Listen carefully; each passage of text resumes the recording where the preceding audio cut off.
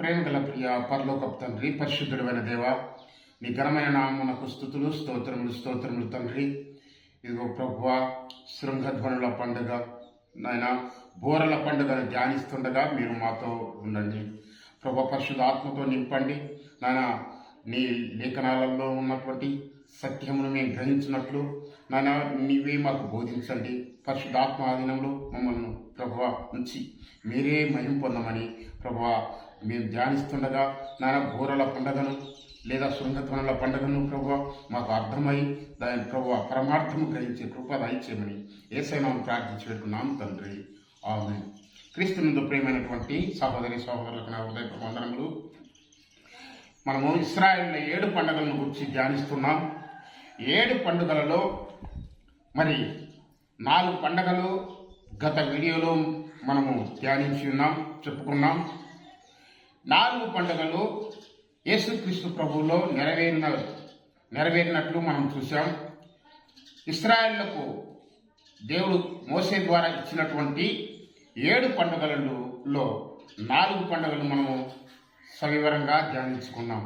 యూట్యూబ్లో ఉన్నవి అవి మీరు చూసి ధ్యానం చేసి వాటిని విని ఆ పండుగల యొక్క పరమార్థమును గ్రహించి మీరు సబ్స్క్రైబ్ చేసుకొని ఇతరులకు కూడా షేర్ చేయాలని, మరి అందరూ మరి క్రైస్తవ బిడ్డలు దేవుని యొక్క మరి ధర్మశాస్త్రంలో ఉన్నటువంటి 7 పండుగలను గురించి ధ్యానించుకోవాలి.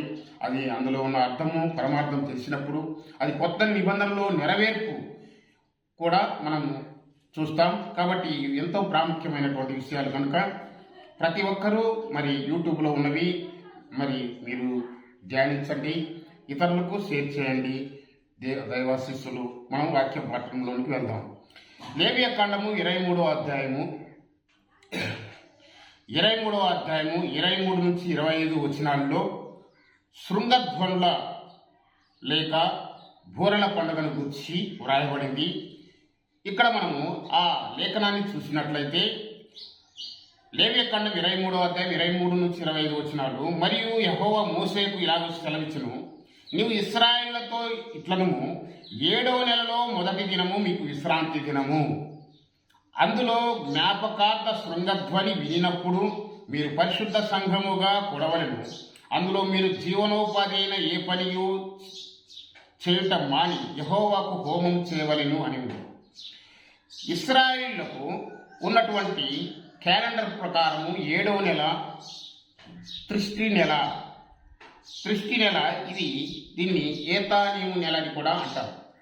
త్రిష్టి నెల మన క్యాలెండర్కు యూదుల క్యాలెండర్లకు తేడా ఉంది. వారి క్యాలెండర్లో నెలలు వేరుగా ఉంటాయి. నెలకు కూడా 30 రోజులు మాత్రమే ఉంటుంది, 31 రోజు ఉండదు. కాబట్టి 7వ నెల అంటే త్రిష్టి నెల మొదటి దినము మీకు విశ్రాంతి దినము. మొదటి దినమున ఈ పండుగ చేయాలి. 7వ నెలలో మొదటి దినమున ఇశ్రాయేలు శృంగధ్వనుల పండుగ లేదా బూరల పండుగను చేయవలెను. ఇది సంఖ్యాకాండము 29:1-2లో కూడా రాయబడింది. సంఖ్యాకాండము 29 వచనము 1-2 వచనాల్లో 7వ నెల మొదటి దినమున తేదీన మీరు పరిశుద్ధ సంఘముగా కూడవలెను. మీరు జీవనోపాధి అయిన పనులేమీ చేయకూడదు. అది మీకు శృంగధ్వని దినము అని ఉంది. కాబట్టి in the 7th month on the first day of the month you shall have a holy convocation. కాబట్టి ఈ కాన్వోకేషన్ అంటే సమావేశం. ఏమిటి? హోలీ కాన్వోకేషన్. కాబట్టి పరిశుద్ధ సంఘముగా వారు కూడాలి. ఎప్పుడు? ఇన్ ద 7th month 7వ నెల 7th month on the first day మొదటి దినమున వాళ్ళు పరిశుద్ధ సంఘముగా కూడుకోవలను. You shall do no customary work. జీవనోపాధి సంబంధమైన ఏ పనియూ చేయకూడదు. వాటి it is a day of blowing the trumpets. కాబట్టి వాళ్ళకు శృంగధ్వనుల పండుగ. It is a day of blowing the trumpets అని ఉంది. శృంగధ్వని అని మనకు బైబిల్లో శృంగధ్వని దినము అని ఉంది. తెలుగు బైబిల్లో శృంగధ్వని దినము అంటే అది బ్లోవింగ్ ద ట్రంపెట్స్. కాబట్టి దానికి బూరల పండుగ, బూరల ధ్వని అని మనకు తెలుస్తుంది. ట్రంపెట్స్ అంటే బూర, కాబట్టి బూర ఊదటం, వారు బూర ఊదాలి. కాబట్టి వీరు దేనికి మేల్కొల్పు అంటే ప్రాయశ్చిత్తార్థ దినమునకు మేల్కొల్పు. ఈ పండుగ యొక్క ప్రాముఖ్యత ఏమిటంటే నెక్స్ట్ ప్రాయశ్చిత్త దినమునకు మేల్కొల్పుగా ఉంటుంది. కాబట్టి ఇది ఇశ్రాయేలును సమకూర్చుటకు అంటే బూరధ్వని చేయాలి. 7వ నెల మొదటి దినంలో వారు పరిశుద్ధ సంఘముగా కూడుకోవాలి, బూరధ్వని చేయాలి. ఆ బూరధ్వని ఎందుకంటే సమాజమును పిలుచుటకు, వారి సర్వ సమాజమును పిలుచుటకు, ఒక చోట సమాజంగా కూడుకోవాలి, పరిశుద్ధ సంఘముగా, పరిశుద్ధమైనటువంటి సమావేశం వాళ్ళు కలిగి ఉండాలి. అంటే వాళ్ళు you shall have holy convocation, వాళ్ళు పరిశుద్ధ సమావేశముగా వారు ఒకరోజు కూడుకోవాలి. కొత్త నిబంధన కింద మనము పరిశుద్ధ దినము, పునరుద్ధాన దినమైనటువంటి ఆదివారం ప్రభు దినమున మనము సమాజముగా కూడుకుంటూ ప్రభువును ఆరాధిస్తాం. అది పరిశుద్ధ దినము. మనం అందరము క్రీస్తు రక్తంలో కడగబడిన వారు పరిశుద్ధ సమాజంగా, పరిశుద్ధ సంఘముగా మనము కూడుకుంటాం. కానీ పాత నిబంధనలో ఇశ్రాయేలీయులు బూర ఊదినప్పుడు, వాళ్ళు 7వ నెల మొదటి దినంలో బూర ఊదినప్పుడు వాళ్ళు పరిశుద్ధమైనటువంటి సంఘముగా సమావేశం కావాలి. విశ్రాంతి దినమున, మొదటి దినం వారికి విశ్రాంతి దినము కాబట్టి వాళ్ళు హోలీ కాన్వొకేషన్ కలిగి ఉండాలి అని దేవుని వాక్యం చదివిస్తుంది. అదే లేవియకాండం 23:25 వచనాల్లో మరి మోసే ఇలా సెలవిచ్చి ఉన్నాడు. ఏమని సెలవిచ్చి ఉన్నాడంటే, మీరు మరి యెహోవా మోసేకి ఇలాగూ సెలవిచ్చాను, 7వ నెల మొదటి దినము మీకు విశ్రాంతి దినం అన్నమాట వాళ్ళకు. The lord spoke to Moses saying, speak the children of Israel saying అంటుంది. చిల్డ్రన్ ఆఫ్ ఇజ్రాయెలీ, కాబట్టి ఇజ్రాయెల్ యొక్క సమూహముతో చెప్తున్నటువంటి మాట ఏమిటంటే, 7వ నెలలో మొదటి దినము మీకు విశ్రాంతి దినము. In the 7th month, on the first day of the month you shall have a Sabbath rest. వారికి ఎప్పుడు సబ్బాతు రెస్ట్ ఎప్పుడు ఇవ్వాలంటే విశ్రాంతి దినము ఏ రోజు అంటే 7వ నెల త్రిష్టి నెలలో లేదా ఏతానీము నెలలో మొదటి దినమున, అంటే first day, on the first day of month you shall have a Sabbath rest. Sabbath rest అంటే విశ్రాంతి దినముగా వాళ్ళు కూడుకోవాలి. కాబట్టి పాత నిబంధనలో సబ్బాత్ రెస్ట్, విశ్రాంతి దినం ఎంతో ప్రాముఖ్యమైనది. యెహోవా విశ్రాంతి దినాన్ని పరిశుద్ధంగా ఆచరించాలనేది వారికి ఇవ్వబడినటువంటి ఆజ్ఞ. ధర్మశాస్త్రంలో మరి వారికి ఇవ్వబడినటువంటి ఆజ్ఞలలో విశ్రాంతి దినమును పరిశుద్ధంగా ఆచరించుటకు జ్ఞాపకం ఉంచుకొనుము అని 4వ ఆజ్ఞగా చెప్పబడింది. ధర్మశాస్త్రంలో 4వ ఆజ్ఞ, దశాజ్ఞలలో 4వ ఆజ్ఞ ఏమిటి అంటే విశ్రాంతి దినము పరిశుద్ధంగా ఆచరించుటకు జ్ఞాపకం ఉంచుకొనుము. 6 దినములు నీవు కష్టపడి పని చేయవలెను. 6 దినములు నీవు కష్టపడి నీవు పని చేయాలి. కానీ 7వ దినమున నీ దేవుడైన యెహోవాకు విశ్రాంతి దినము. 7వ దినం విశ్రాంతి దినం కాబట్టి నువ్వు ఏ పని చేయకూడదు అని దేవుని వాక్యం సెలవిస్తుంది. అయితే వీరు పరిశుద్ధ బూర ఊదబడుతుంది. అప్పుడు సమాజమును పిలుచుటకు బూర ఊదబడుతుంది. సేనలను ప్రయాణమునకు తరలించుటకు, సేనలను అంటే ఇశ్రాయేల్ సేన సమూహమును మరి తరలించుటకు, ప్రయాణానికి ఇంకా ప్రయాణం మొదలు పెట్టండి. ఇశ్రాయేలు 40 సంవత్సరములు అరణ్యంలో ప్రయాణిస్తున్నప్పుడు వారు సమావేశం కావాలన్నప్పుడు, బూర ఊదినప్పుడు సమావేశం కావాలి. వాళ్ళ ప్రయాణంను కొనసాగించాలనుకున్నప్పుడు మరలా బూర ఊదబడుతుంది. యుద్ధమునకు ఇశ్రాయేలుతో యుద్ధం చేయాలనుకున్నప్పుడు అందరినీ సమకూర్చుటకు యుద్ధమునకు వెళ్ళేటప్పుడు బూరలు ఊదపడతాయి.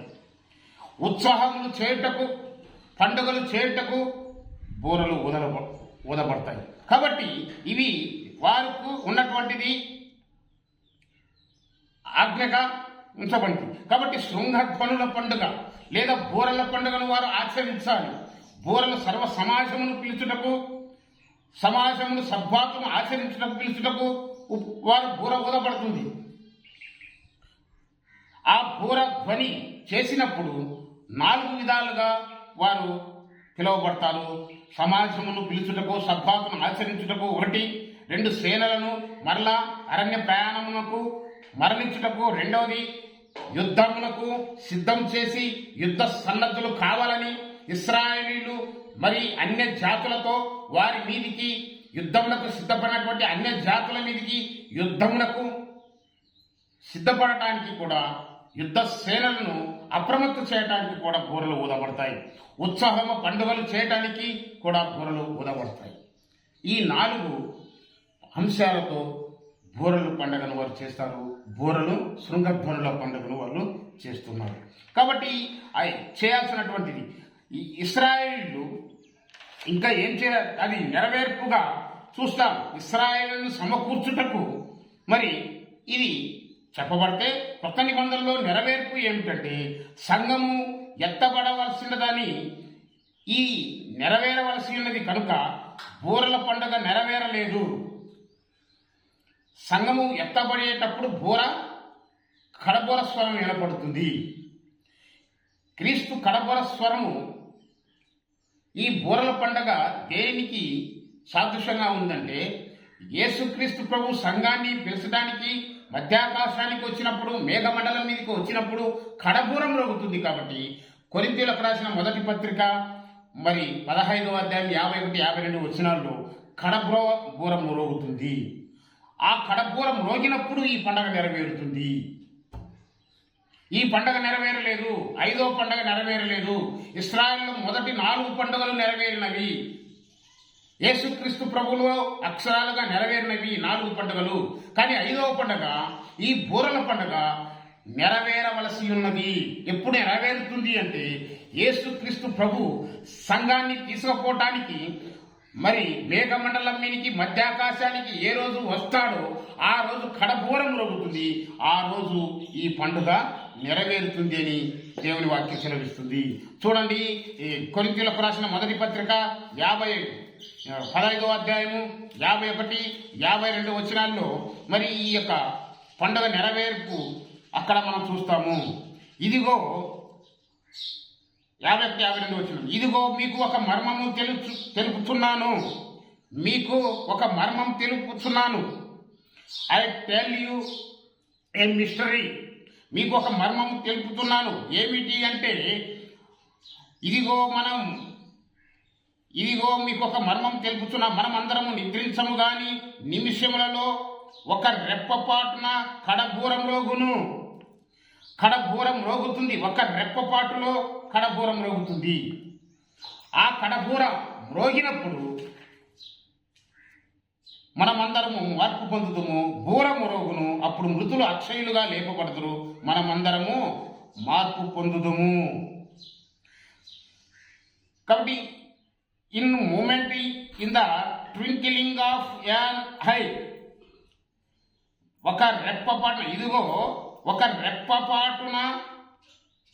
రెప్పపాటున కడబూరం రోగును. In moment in the twinkling of an eye at the last trump. కాబట్టి ఈ కడబూరం రోగుతుంది. ఈ కడబూరం రోగటమే బూరల పండుగ నెరవేరుతుంది. ఇశ్రాయేలుకి ఇవ్వబడిన శృంగధ్వనుల పండుగ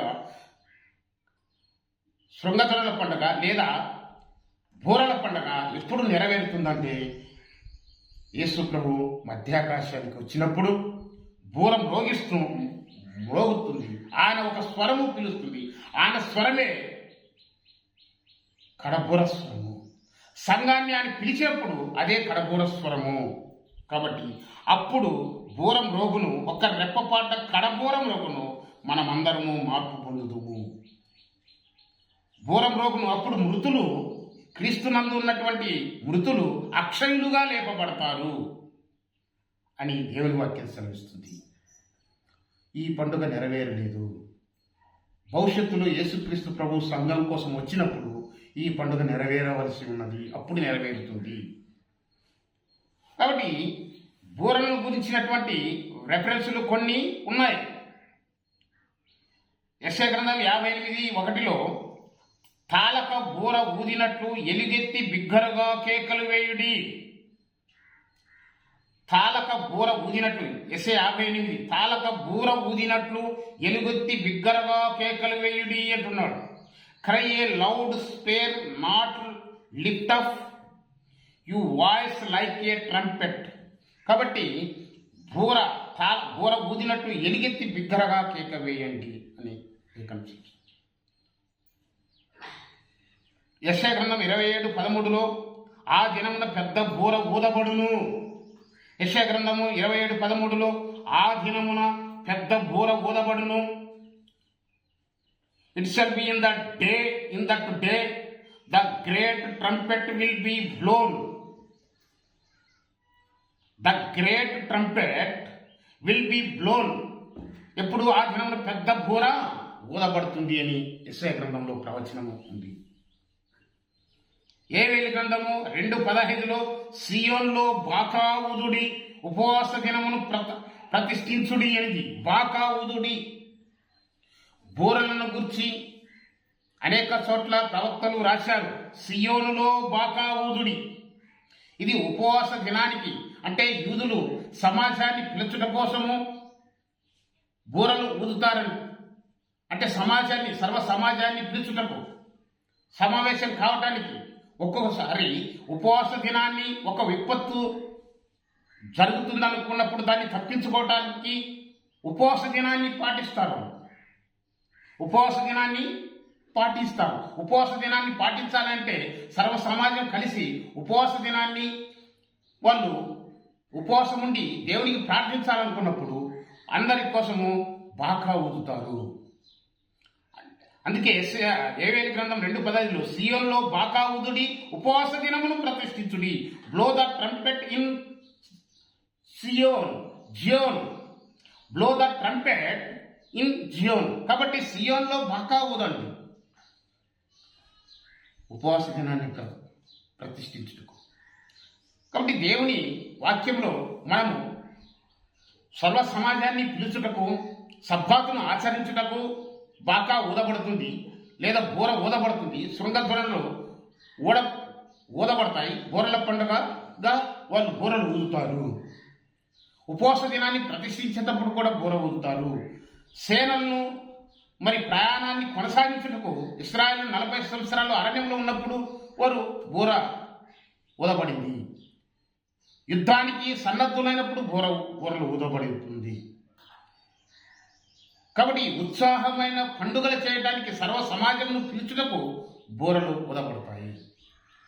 ఈ బూరల పండుగ చెయ్యాలని దేవుని మోసే ద్వారా యెహోవా సెలవిచ్చింది.